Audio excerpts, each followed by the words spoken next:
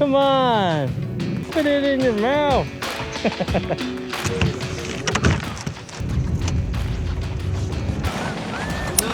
Appreciate it.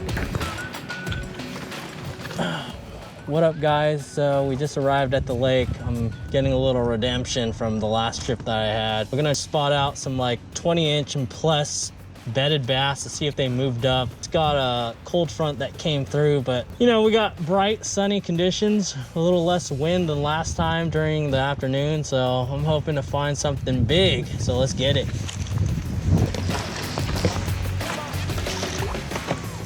Immediately after I launched, I looked for calmer, protected areas, but it seemed like no fish was cooperating with any of the baits that I was throwing. So I searched for new, fresh beds out on these huge flats, and I spotted out bright beds everywhere. And because of the wind, I couldn't really see the fish. So like, the lesson I learned today was don't just fish for fish that I spotted out in the water, but fish windy sections where you could see beds and just hope that there's fish there. And chances are high that there is a fish there. And if you just give it maybe a few minutes, throw a wacky rig Senko or your Pissing. Look at that. popular Peeing all bait, over my boat. and just continue to fish and work each bed vigilantly. It's been hooked before, guys. Small little male.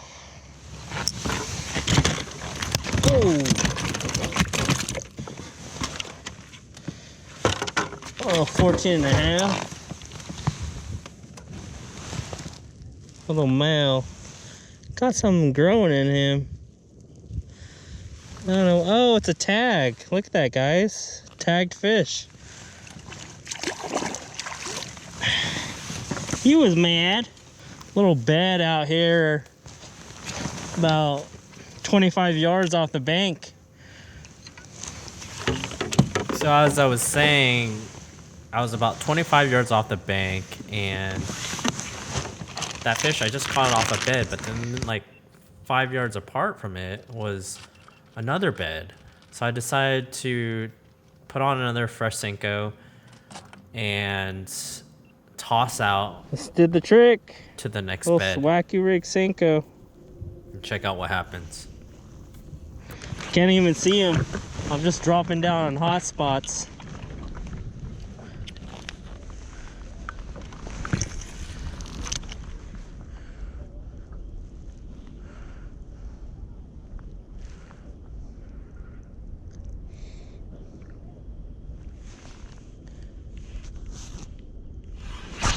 Oh, there we go, another one.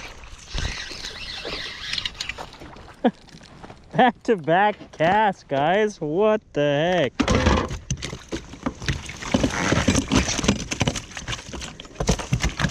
All right, dude. All right, I'm gonna release you. Back-to-back. These guys are on fire right now. Let's see. 12 and a half inches, guys. Oh, 12 and a half inches, guys. This guy's not doing so well. See a little scar right there. Off of the Senko. It's like there's a bed right there, like 10 or 15 feet away from each other, and it's big bright spots. I can't even see them, but I know that I can see some dark spots. The wind's kicked up quite a bit, so I can't really see the fish eating my bait, but I can feel them ticket. So all I'm doing is letting my Senko free fall onto these bass, and it seems to work. They're just hitting it on the fall and they're tapping at it. Right now we're gonna find some O-rings to put on my Senko so I don't lose too many of them. So we'll just look for more bright spots in the water and go with that pattern if we can't see them really well in this wind. So I got these little O-rings. I'll save you some money on Senkos. They're like $3 for 10 or 20. I'll put the link in the description. I work my next spot, more open water, where bank fishermen can't really tap into those sections of the lake. And I tied on this jig because my Mega Bass Dark Sleeper wouldn't get these fish fired up. So this will play a role later down the road.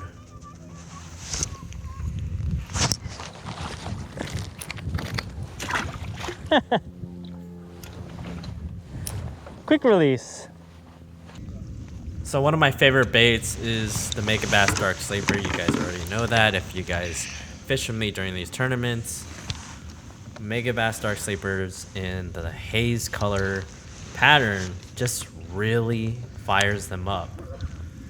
But I'll alternate that between a jig or a wacky rig Cinco. Those are my favorite baits. One bed fishing.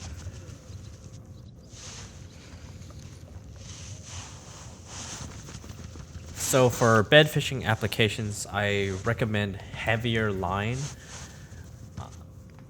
because there was a time where I was bed fishing over at Clear Lake in California, one of the best fisheries in the nation, and I was fishing 12-pound tests with the Dark Sleeper. Immediately when I pitched in there, one of the males grabbed it and then broke me off on the hook set. So my biggest recommendation is always He has it in his mouth, but I'm not setting the hook line. because he's only biting the tail. Oh, he bit it again.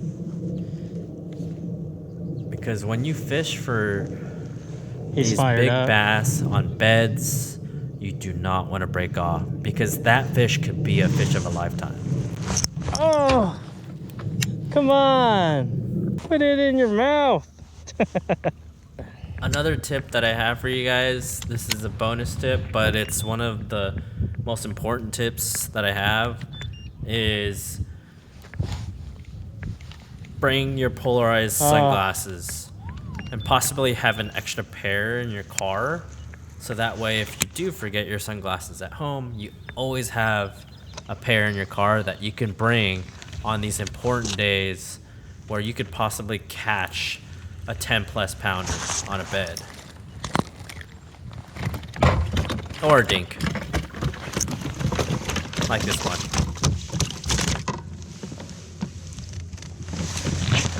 Another male. Yee-titty. Yee-titty. Beep!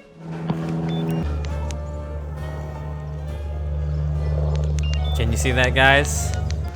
Yep, it's not a bedfish. It's a Plano box full of terminal gear. My biggest catch of the day was my Plano box. I ran into Kirk. He is the team director or the tournament director for Urban Angling Club, and I gave him a little bit of show, catching a few bedfish. And you know what's crazy is I caught this bedfish a second time in front of him, off of the Mega Bass Dark Sleeper, of course. Check it out. Evergreen? Yeah, it's made by a company called They're right up there like with Mega Bass and stuff. Look, I have a tangle and I have this bass and it's in his mouth right now. Really? Yeah, I have a tangle. Watch. You see this? Look, he's swimming off. There you go. If you guys get a chance, go follow Urban Angling Club. We're located in SoCal, in the LA area. And if you're a beginner at tournament fishing and want to sharpen up your skills, I definitely recommend that club. Super friendly, and everybody is just a homie that just wants to learn off of each other. At this spot, I tied on a jerkbait because I noticed some fry garters in the area. And one of the biggest mistakes I made during a tournament is not fishing for those fry garters because I was so locked into bed fishing. Check out what happens.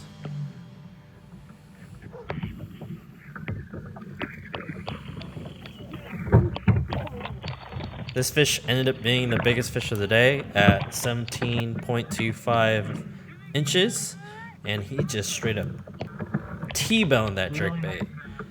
So don't forget to bring your jerkbaits, even if it's not cold water temperatures and they're actively feeding on shad, because those fry garters hate jerkbaits and they will absolutely destroy them.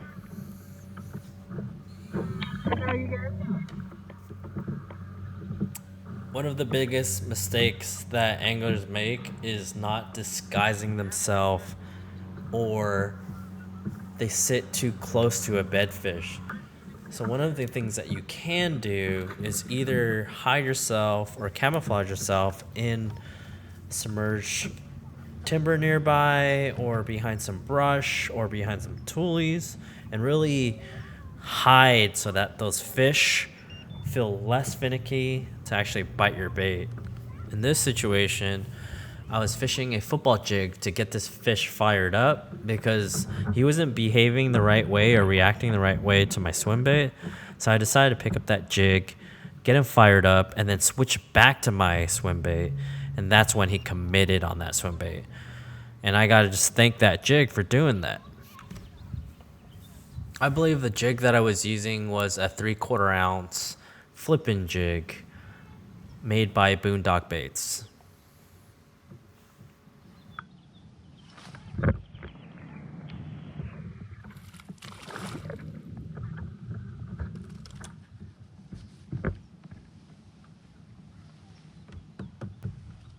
Fatty, fresh fish. Here's another situation where boat position is everything. I don't want to spook that fish. I don't want to make that mistake. So what I did is park my boat really shallow and then start pitching my bait in the deeper area where the bedfish was, and hide in the shadows. Another bonus tip: every fish is different on a bed. Sometimes you want to move a bait very aggressive. Sometimes you want to let it sit. Sometimes you want to shake it. One of my tactics that I use, that I learned off of many YouTube fishermen, is take your other hand and start tapping at the rod. What that'll do is shake your line on slack and make that bait kind of shake and move very short distances, and that will drive the fish absolutely crazy.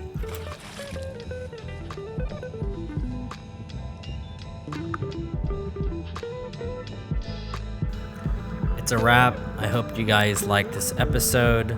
I know it's a lot of talking and less fishing, but that's all the content that I had to share this week. I'll have my tournament over at San Vicente next with the American Bass Association Ironman series. And yeah, I'm looking forward to sharing you that as well, and I hope you guys come back and subscribe. Have a great night.